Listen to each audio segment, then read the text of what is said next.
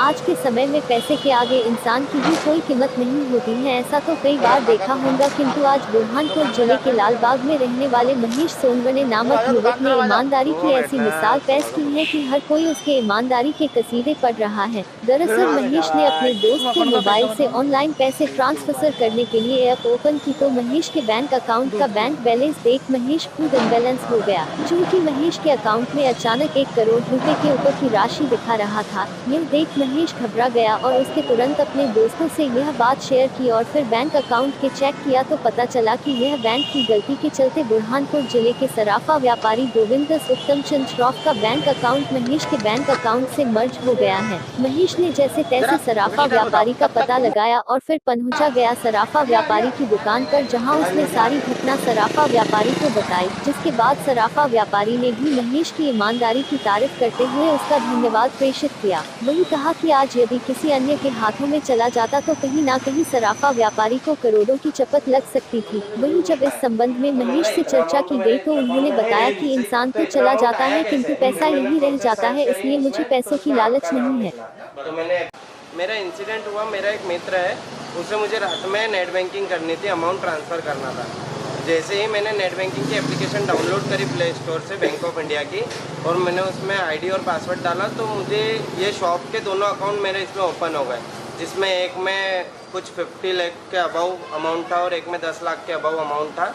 तो जैसे ही मैंने देखा कि इतना अमाउंट तो मेरा नहीं है, तो फिर मैंने है ना क्या बोलते वो वैसे की वैसे ही रहने दिया और मैंने इन तक के मैसेज पहुंचाया कि आपके अकाउंट मेरे में ओपन हो चुके हैं और मेरे अलावा कोई दूसरे का पास ओपन ना हो जाए और आपके साथ फ्रॉड ना हो जाए, इसलिए आप सतर्क हो जाए और थोड़ा ये जो प्रॉब्लम हो गई है वो सेव कर लो।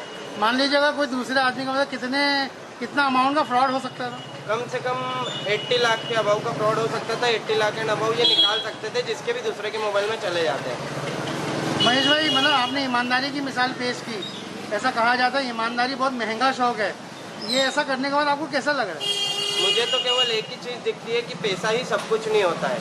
आखिरी में इंसान को सब कुछ यही छोड़कर जाना पड़ता है। मुझे पैसे में जीवन में कभी कोई महत्व नहीं है। मेरे को तो सिर्फ एक ही चीज़ का महत्व है कि हर किसी से बस प्यार और व्यवहार जो रहता है वो एक ही चीज़ रहती है जो आखिरी में साथ जाती है, बस उसे ही निभाना मुझे आता है। क्या नाम आपका? महेश भाई। तो अब देखो, इनका तो सबसे पहले मुझे धन्यवाद देना पड़ेगा कि साधुवाद देना पड़ेगा कि भाई मुझे बहुत ही अच्छे ईमानदार व्यक्ति मिले, जिनको मेरा अकाउंट जो है बैंक का वो इनके अकाउंट में दिख रहा है, इनके मोबाइल में दिख रहा है।